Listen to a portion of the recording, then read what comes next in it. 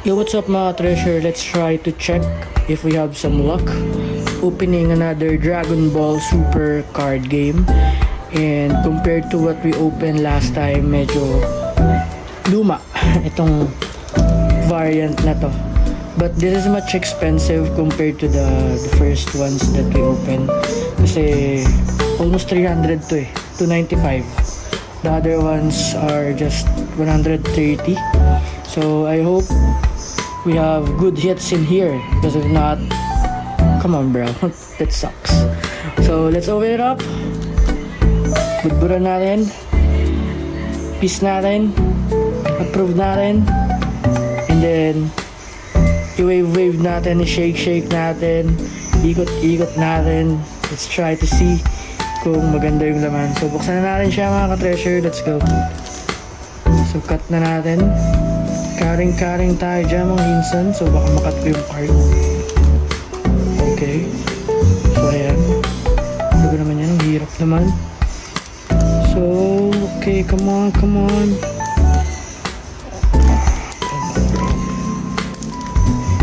Troll naman na itong aking gunting mga ka-treasure. Kainis. Ayan, hirap magupit-gupit. Ako'y natatakot, baka magunting ko pati yung card. Ayan. Scott. Yun, buksan din mga treasure. So, lagay natin dito. So, ayan na yung cards. Let's check.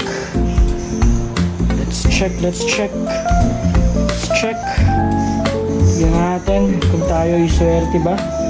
So first card, Bulma. Asawa niya si Vegeta na napapanot na. Si ni Dr. Gero, si Dr. Sido. So meron tayong next card, something si Janemba na mataba, si Janemba na mapayat, si Upa, the cute one, and then Focus Barrage, I think magic card yan. Shenron. Oh, we have Janemba na may kulay. Ano ba to? SR ba to? So I think may value to, pero parang common lang siya. So let's check later. Pero ayun o, holo something with effect. Tabi natin yan dito mga ka-trash. Broly. And then meron tayong nakuhang something. I don't know kung ano to, pero may mga pakintab-kintab siya. Di ko alam kung ano yung mga hits eh. SR to. Ayan, SR lang siya. You can see si Goku. Pero check natin mamaya kung magkano value na ito.